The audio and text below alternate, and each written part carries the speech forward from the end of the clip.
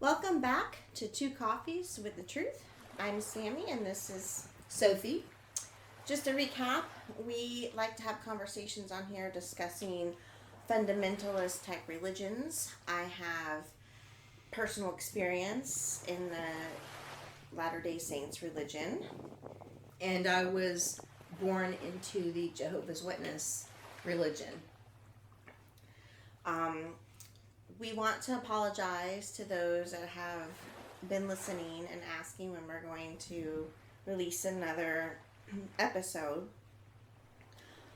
Life just kind of happened. The flu made its way through my family. Our family too.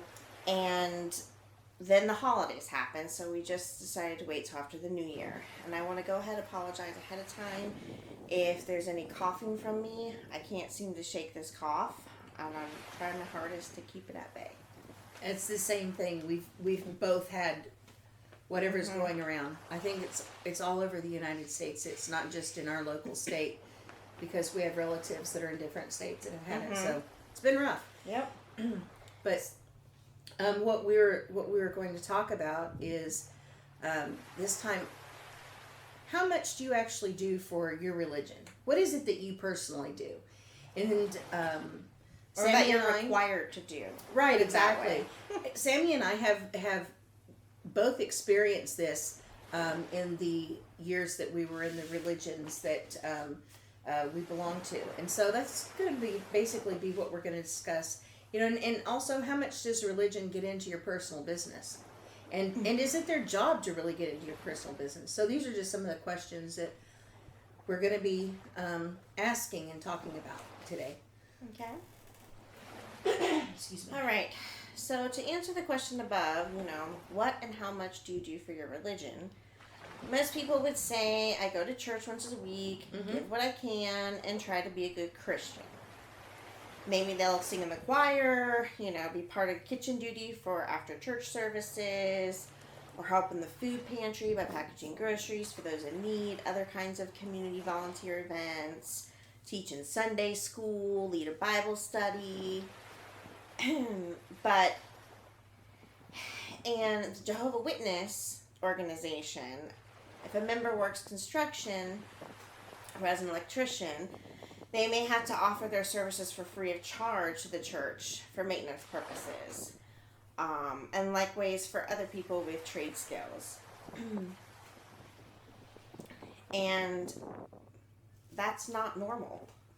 Jehovah's Witnesses, and I have to say as well, Latter-day Saints, just are not like other Congregationalists. They expect you to go above and beyond and devote so much of your own personal time giving to the reason, the cause, and taking away what they say and strive for in the religion, the importance of family, the family unit. Well, you keep taking away from that, so obviously it's not that important.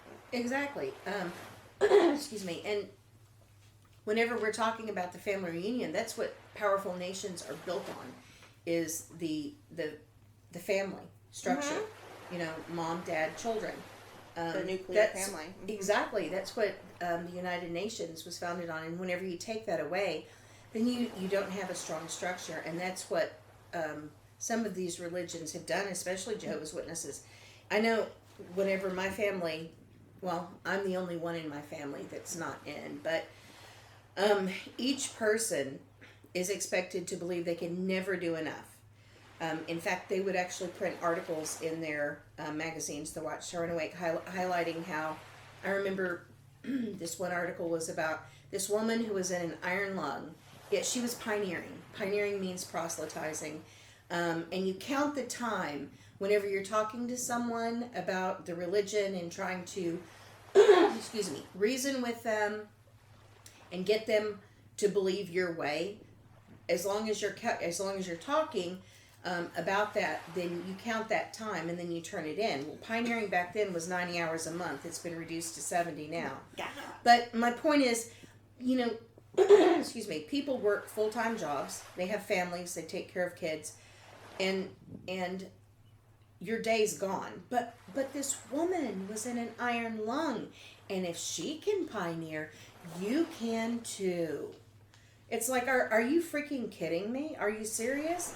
Other things, ridiculous things they would say is like, our brothers and sisters in third world countries have to walk through crocodile-infested waters where there's jungles and lions and tigers and bear. Oh my, live. Mm-hmm.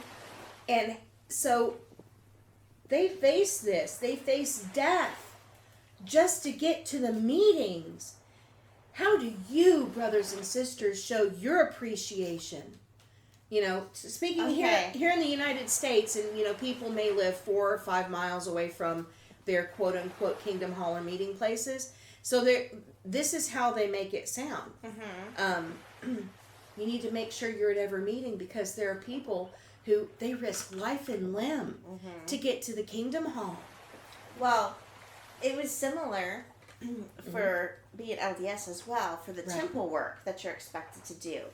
Like, they would always go on about how we're so fortunate that, you know, we have temples throughout the whole United States, sometimes more than one in a state, and it's so easy to go, whereas other countries, they don't have a temple in their country, and they have to travel miles and miles to get to it, you know, risking their lives, and it takes all of their savings or whatever to get there just to do their temple work. So if they risk their lives to do it and it's that important, what's your excuse for not going and taking from your family time, you know, baptizing for the dead, endowments for the dead, sealing for the dead, like, or your own endowments and sealings? Like, come on, enough's enough. But Exactly. they make it seem so, I don't know. You're like the sinner of all sinners if you don't do your temple work. But Well, anyway. and it's, they take away all of your free time, so you can't be with your family, Well, but you're yeah. also reminded constantly of that same message. Make sure you're at every single meeting. Why? Why do they want us to do this stuff repeatedly? It has to do with indoctrination being reinforced. Same jargon is used over and over again.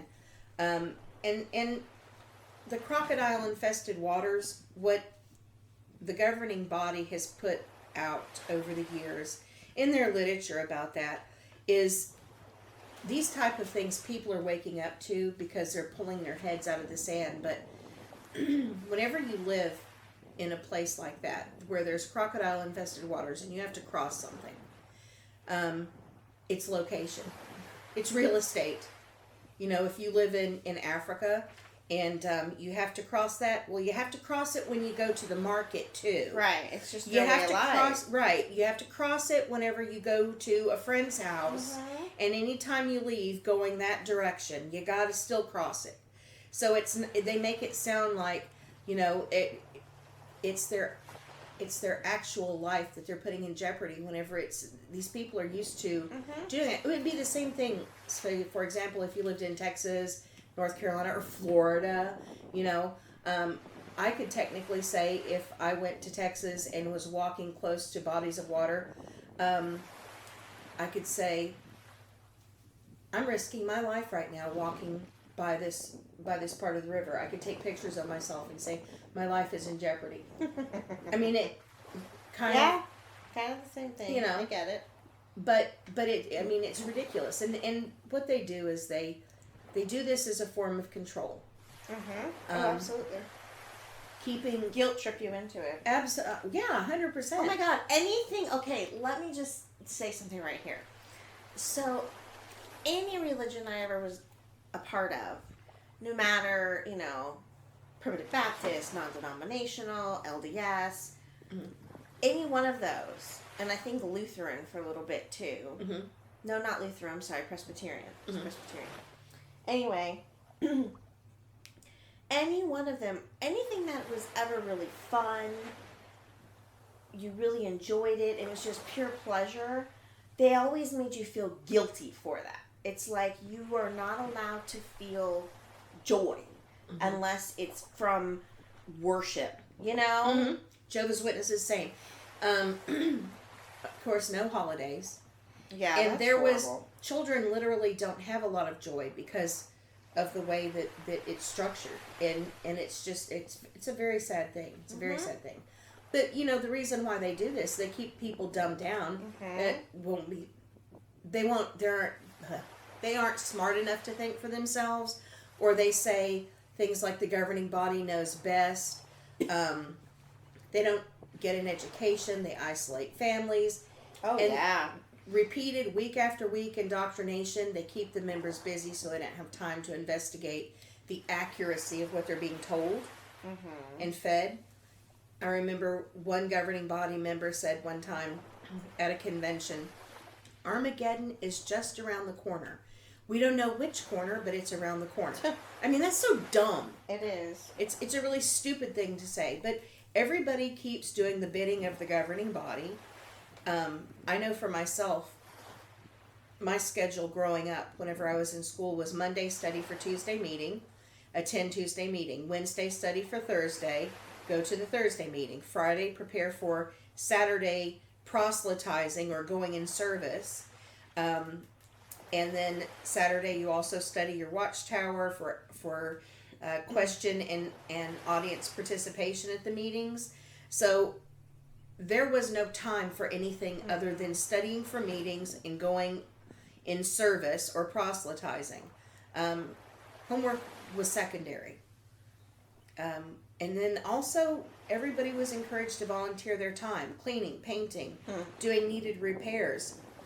And so literally decades of my life have been stolen from me because my parents continued to believe that as long as they lived the way that this organization or corporation told them to live, they were going to inherit a paradise earth, and they would get to see their dead loved ones again.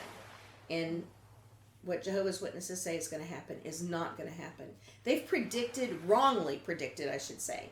They have wrongly predicted Armageddon more times than any other religion out there. Wow. And you would think that's like people would catch on, right? You would think that's like the boy crying wolf. After 3 or 4 times, people were like, "Yeah, I don't think so."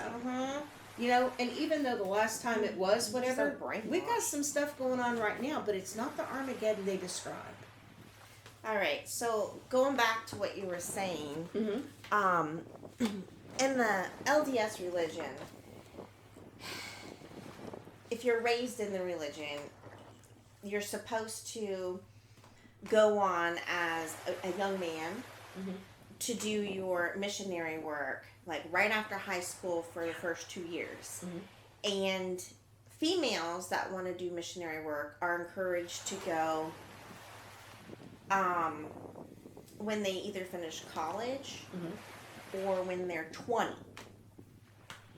to 22. Like, they want to do 18 to 20 for boys, 20 to 22 for the females. Not sure why. But it's way more encouraged for the males to do missionary work versus the females. Because females are kind of encouraged in that religion to be, you know, barefoot pregnant in the kitchen. Sorry, but that seems to be what it is. And oftentimes that is the way it is because they have very large families. And you know what? Jehovah's Witnesses are more like China. A lot of them will just have one child, and that's it. Or they choose not to have any. Well then,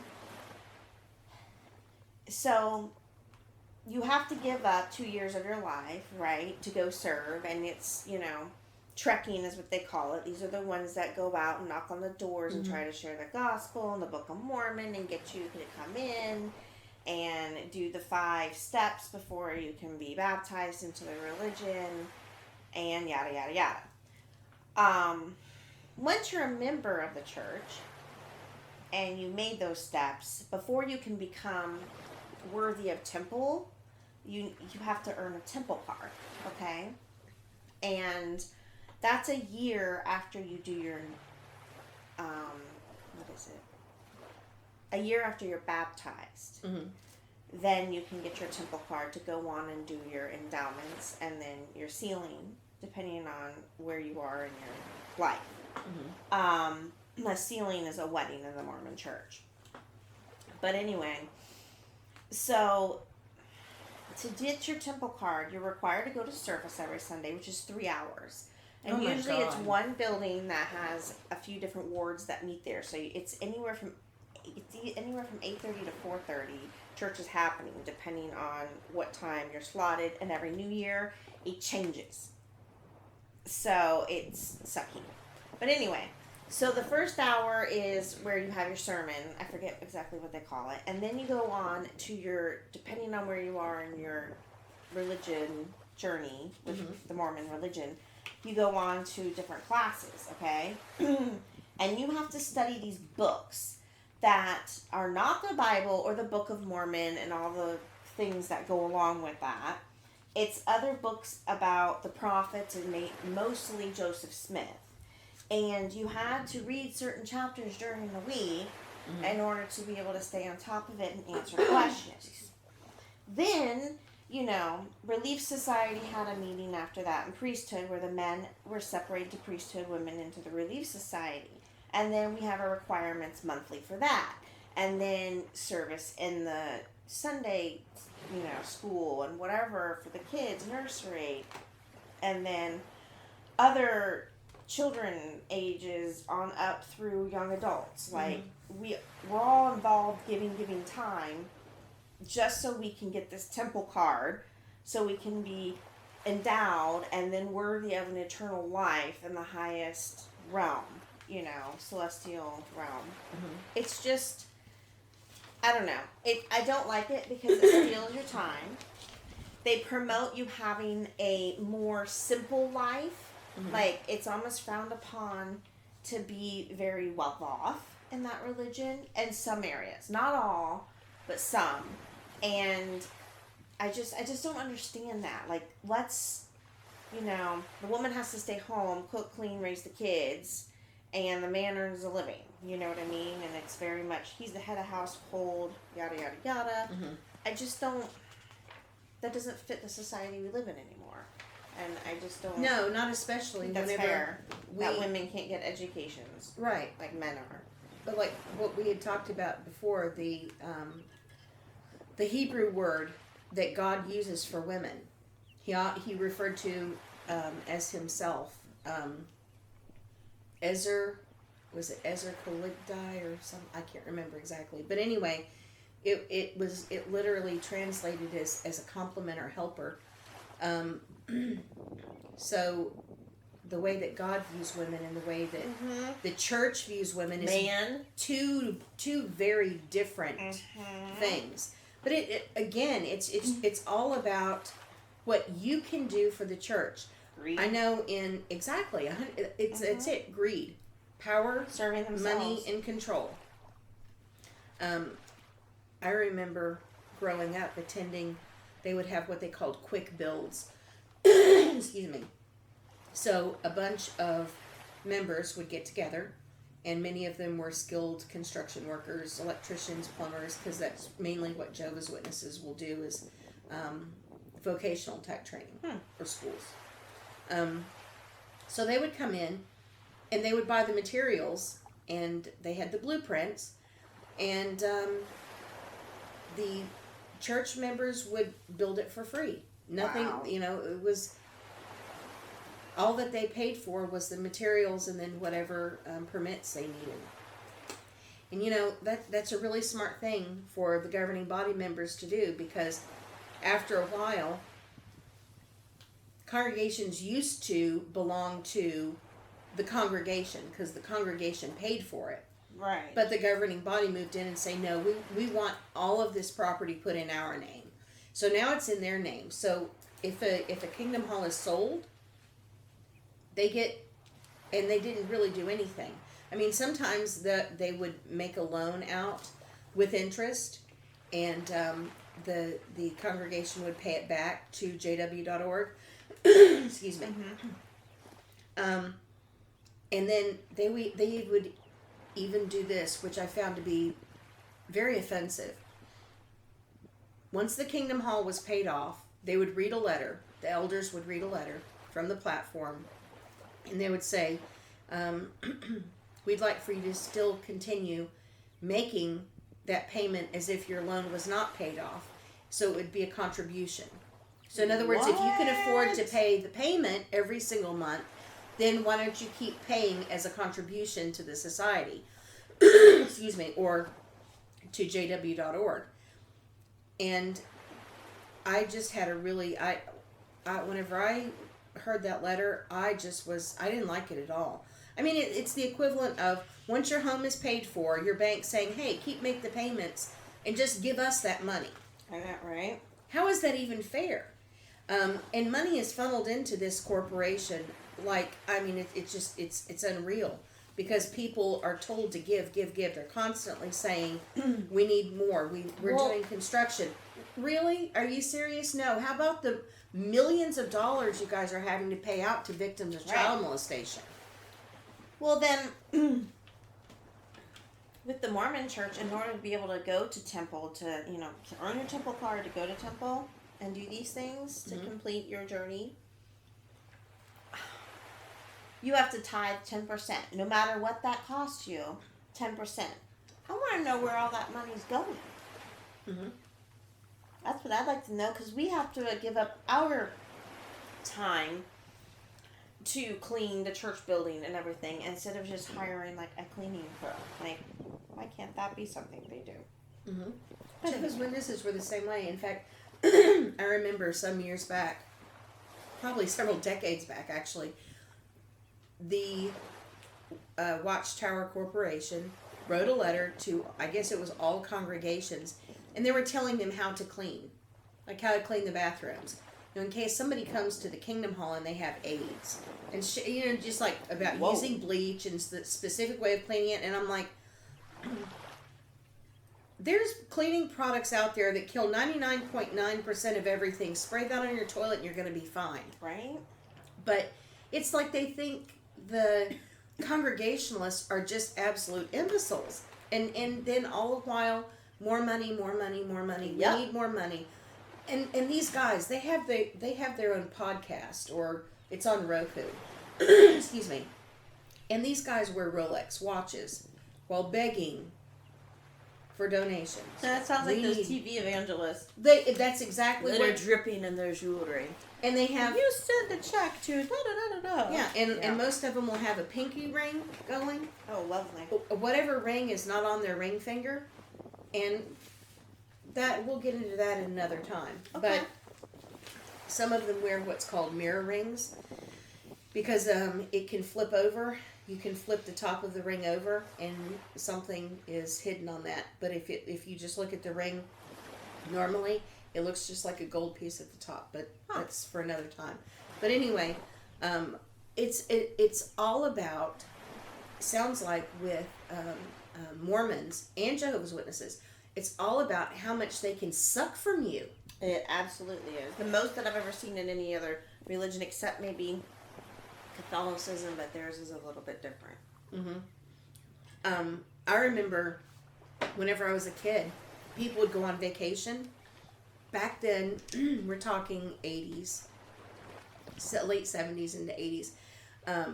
The corporation had a lot of farmland in upstate New York, and whenever harvest season would come in, they would invite people, which had to qualify, of course, to go and pick produce. And these people would, on their own dime, go spend their vacation time picking produce, and every now and then maybe eat with what they call the Bethel family.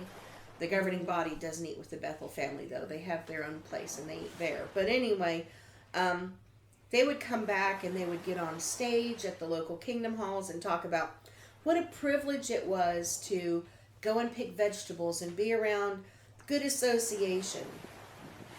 And it just was, to this day, it makes me sick because they were so bamboozled. They were used.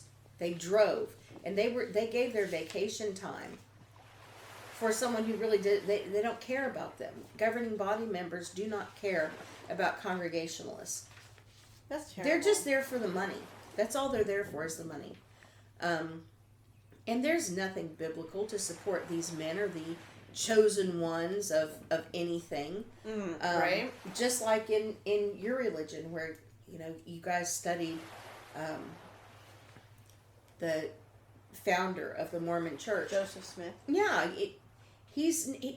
Genesis chapter 1, 26 through 28. We're created in the image of God, male and female. We're all the same. So none of us is above another, but yet that's what these religions put forward, that they're better than other people. And they should be the ones leading. And that's the biggest issue I have with man-made religion, is how it's all like a competition on who's the real one, and if you're not in my religion, you're wrong, and you're condemned to hell, and blah blah blah. I have the truth. No, we have the truth. No, they have the truth. Everybody claims they have the truth, and if you've been born into the Jehovah's Witness religion and you have never been any other religion, they don't know that. Jehovah's Witnesses don't know that. But everybody claims that. It's absolutely horrible.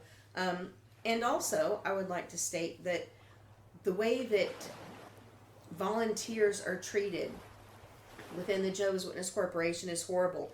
I remember many of my family members being in Bethel and them asking us to bake them muffins, send them cookies, non-perishables for them to keep in their apartments. Because what would happen, sometimes people would go and visit and they would be giving tours. Mm-hmm. And sometimes there would be a lot of individuals that would eat with the quote-unquote Bethel family. And whenever that happens, the visitors are served first. And sometimes there would be more visitors than what they planned on. And they would run out of meat, like if meatloaf was being served or whatever. The visitors, they would make sure they were taken care of first. And then the workers would get basically what was left over. And I've heard many horror stories of family members saying they didn't get enough to eat. And that's why they were asking us to, send them stuff, send them cans of tuna, send them things that, like packets of mayonnaise and things they could keep in their room, so that they could have something to eat. Again, these poor guys, because you were encouraged to, as soon as you turn 18, apply to Bethel. Huh. And this was back in the 80s and the 90s, but these poor guys would go, and then they'd come back. You were given like a week after you were there for 3 months or whatever. You could come home and see your family, and they would talk about the 20 pounds that Bethel would take off young men. It wasn't just because they were working hard. It's because they weren't being fed. No, that would have been replaced with muscle mass. Right. They would have been brawny. Right. And so they would come back and they would be looking very thin.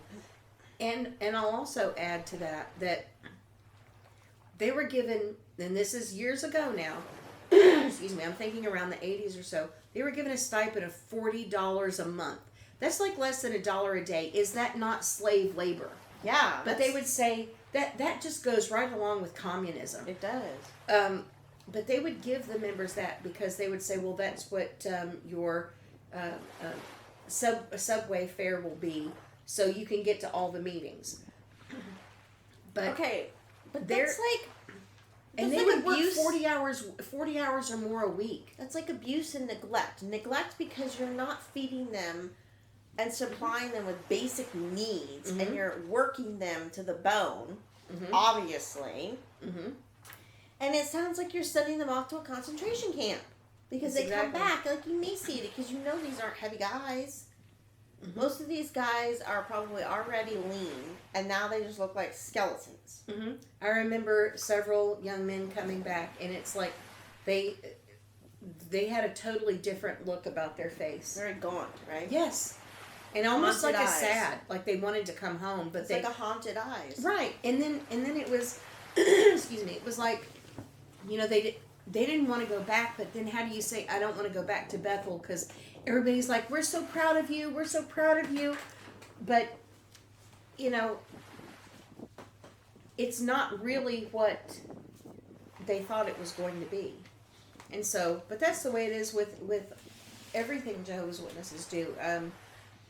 They get into every aspect of your life, including your medical decisions. Yeah, I know that. And I'm sure many people out there are fully aware Jehovah's Witnesses don't take blood. Nope.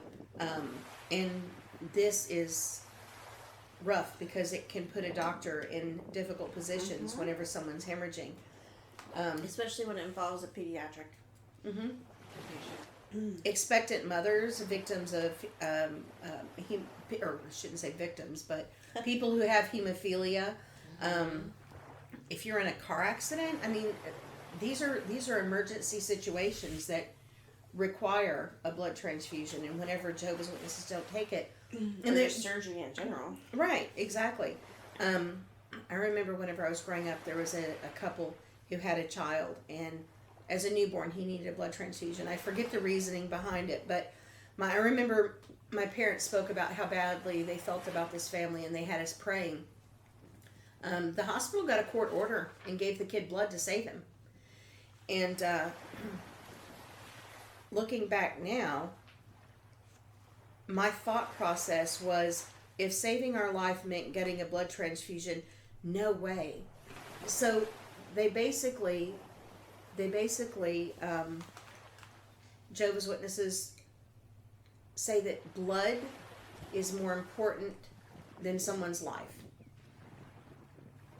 And that right, doesn't make any sense to well, me. it goes against everything that the Bible says, because you look in the Hebrew scriptures, where if two men are fighting and a woman is pregnant and she loses the baby, there's a punishment for that. And so blood is not more precious than a human soul.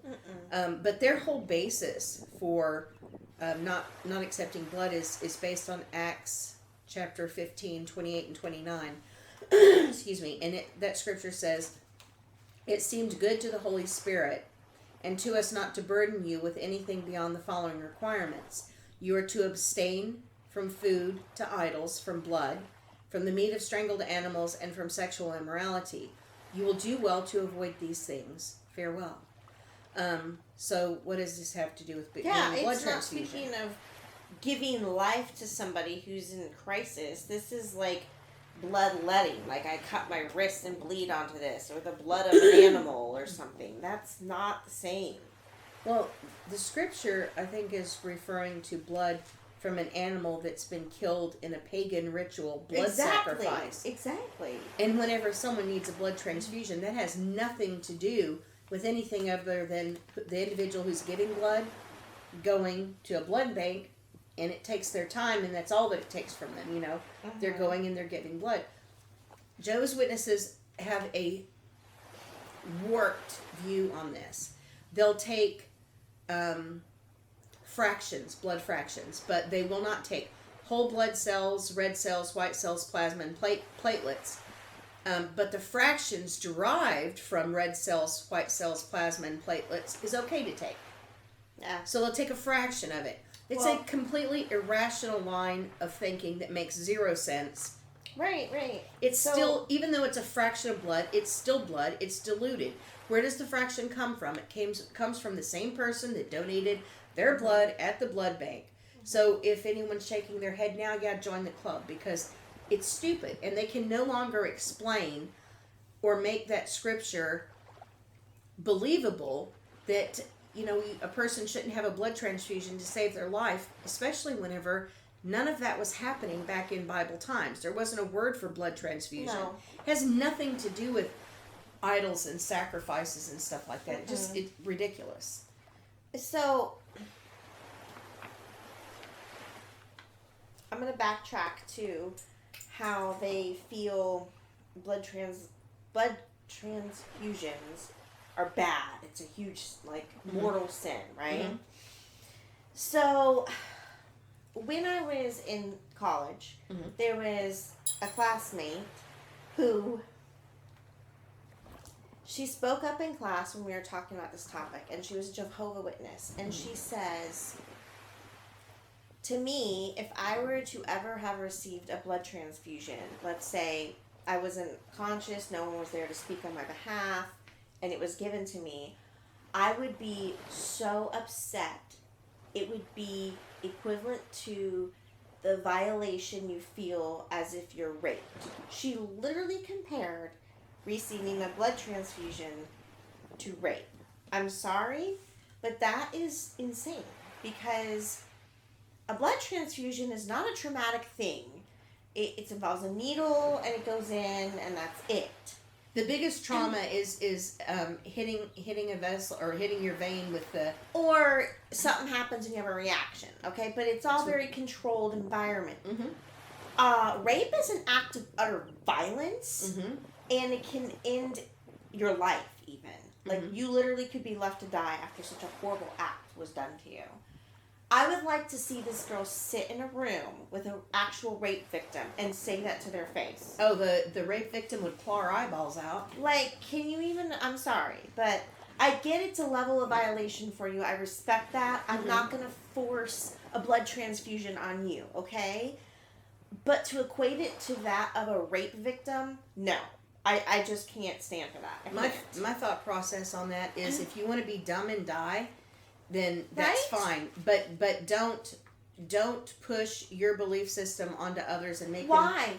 Why would you refuse a blood transfusion if it's going to save your life and you have other little children at home that are going to be left without a mom due to whatever's going on medically that you require this blood transfusion? You'd rather die than live for your children. Tell me how that makes any sense. It doesn't. But on another note, I see this all the time as far as receiving the fractions. Mm-hmm. We have chronic patients that come in that are Jehovah's Witness, okay? Mm-hmm. And they suffer from chronically low hemoglobin. We're talking 5s, Oh my 6s, God. but they refuse a blood transfusion. So they come in every week, we do a CBC, they get an epigen, which is one of those fractionated things that helps kind of boost their red blood cell count to give them more hemoglobin. One poor guy's diabetic on top of it. I believe type 1 because he's never been overweight. And he's on dialysis. And he has all these venous stasis ulcers on his legs from being a diabetic and from having no blood, basically. And he's in so much pain from these ulcers. You can just see it. And his legs are wrapped. And he's miserable. And he spends his days either at the wound care clinic, dialysis, or our clinic. Tell me what God and what religion would want their child suffering like that. That's not compassion. That's right. So tell me how that correlates to the God that the Bible teaches. It's not the same. It's not the same. And then in the event, doctors have spoke about this. In the event where a patient might be in dire need of a blood transfusion trying to save their life, they will overload them with IV iron like you wouldn't believe, trying to get their enough hemoglobin extra loaded with iron to carry all that oxygen around so they don't go into, multi-organ failure and die. Well, that's like a very slim outcome of being positive. Most of them don't make it. So it's just ridiculous. They say blood is more sacred than human life, and that is the most you retarded can't have thing. one without the other. Duh. Right. So it would make sense to get a blood transfusion to save your life. Absolutely. And then, another situation where it affects people that I see is we get cancer patients that have a blood cancer, okay? At a certain point, they're going to become transfusion dependent, and usually that goes on for a few months before they eventually succumb to the cancer, right? Well, these people are Jehovah's Witness, some of them, and they were all about getting chemotherapy and fighting cancer, getting like actual poison put into their body to kill cancer, knowing that later in life they're more apt to develop blood cancer from the chemotherapy and the radiation they might have received to get rid of their cancer. So they chose that, knowing that later in life they might get this blood cancer, but they don't believe in blood transfusions. It's just it doesn't make sense to me. Well, using their line of reasoning, blood is more sacred than saving lives.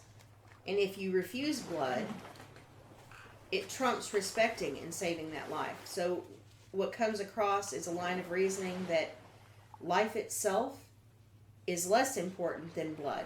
In what frickin' reality? Seriously. The same system or the same method that they've used for a really long time, I think since the 1800s or so. A horse is injected with a small amount, a very tiny amount of snake venom.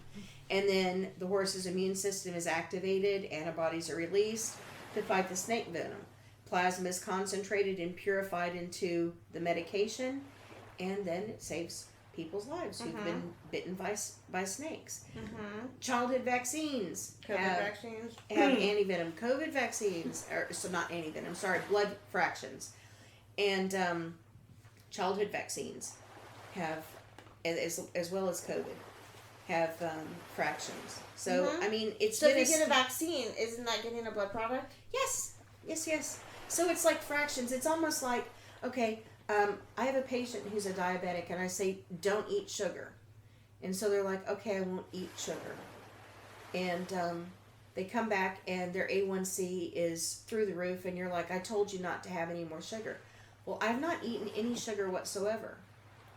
Well, why is your A1C 15 or whatever? Well, the only thing that I can say I did differently was I stuck my ice cream in the microwave and I melted it and I drank it. I didn't eat it, I drank it. I mean, that is how that to me I believe that because that makes as much sense. That's literally what people do. Like, there are that many just dumb people out there, and you wonder how the heck they live to their age. Like, really. Well, when I did home health nursing, the times I was literally just flabbergasted, I cannot count. And I'm just thinking, and you procreated. Great. Right. But yeah, I don't know. I just really feel strongly about religion needs to stay out of people's personal affairs. Of course, I feel strongly that we don't need religion at all, but I feel the same way.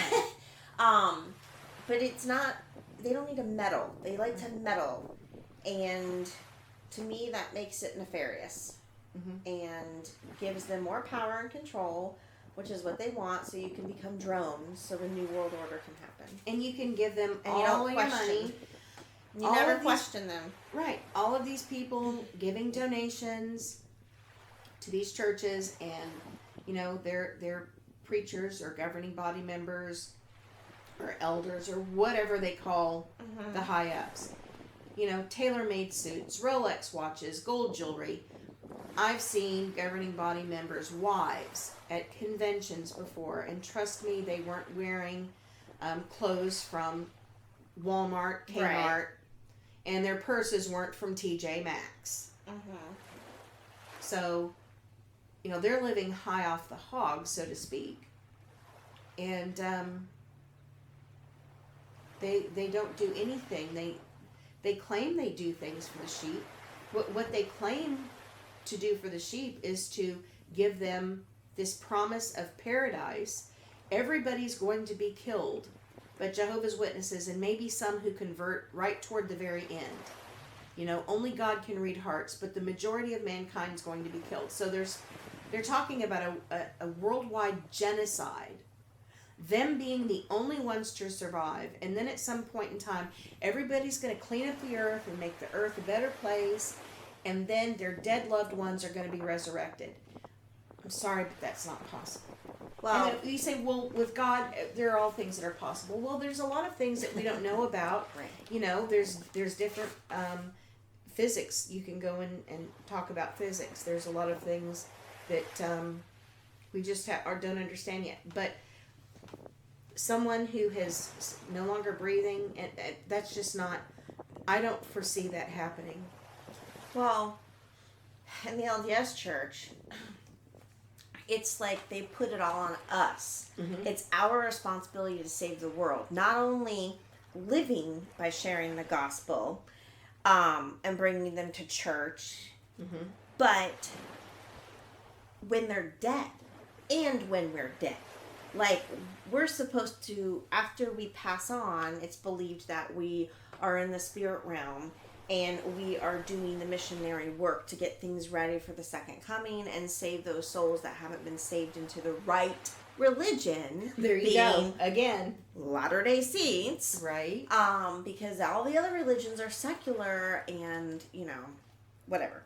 So it's like forever as an eternal thing until the second coming supposedly happens, which we all know probably isn't happening. We're responsible to always be doing this work. That's a slave to the religion. Well, that is no different than a slave. And are the high-ups doing the same work? Yes, apparently when you pass over, everybody has to do that work, and the high-ups at some point had to do that work to get where they are. I believe but then once you get so high up in a Mormon church, do you still have to do the stuff? Like, I remember you sitting down and us having this conversation and you saying, we had to take our tax papers in. Yeah. Because you have to prove that you're tithing 10%. And my question is, did you ask the guy that was asking how much you were tithing, how much he tithed? Because I want to see how much he paid in. No, you didn't question the bishop, right? Well, you don't question those people. See, that's the same thing with drones. Right. The same thing with Jehovah's Witnesses. You don't question the governing body. If you start questioning the governing body, the quote-unquote elders in the congregation are on you. They pounce on you. Wow. And you start getting the reputation of so-and-so may have listened to some quote-unquote apostate material, or looked up something online and they're falling into the apostate line of thinking. They're questioning the governing body. So if you question something, so apostate is the same as like secular in a way. Apostate means renegade. Okay. So or a traitor. They call you a traitor. So it's like the military. If someone is a deserter or a traitor or whatever, gotcha. That's what Jehovah's Witnesses is called. When in actuality, the person who wakes up from Jehovah's Witnesses Corporation has to be so bold and so brave that they choose to walk away. Mm-hmm. It's they're not, and most people who walk away like myself, my family is still in it. I the fact that they choose to be dumbasses is on them. Yep. The fact that they choose to listen to this little boy who's cried wolf, so many times repeatedly. Oh, the end is going to come in 75. Stay alive till 75. And then in the 80s, Reagan said peace and security. So, and then in the 90s, and then in 2014 was a big one. Oh, it's going to be 2014. Something big is going to happen. And it never does. And they know this. They're fully aware of it. They just are in that New World Order or New Order mode of thinking, which is the same stuff that Klaus Schwab and the World Economic Forum go for. But it is 100% teaching people to live in a state of victimhood. It is. Where you are dependent on someone to tell Communism. you what to think. Exactly. It's Marxism, communism. Absolutely. You're dependent on someone to tell you just what to cloaked think. with the term religion. Exactly. Bingo. That's 100% it. That is 100% it. So we thank you. Yes. Guys, for joining us again and again. So sorry it's been a while. We'll forgive us. We are very busy. Also, please feel free to comment. Again, reach out if you would be interested in, after we finish this little mini-series, coming on as a guest to talk about maybe your experience, whatever fundamentalist religion you might be coming out of. Because we are, most importantly, a support group for one another. Mm-hmm. Yeah, and once someone comes out of a controlling religion, they need support because it's kind of like exiting a domestic violence situation. There are people that are they're physically in because they have to be, but they're mentally out.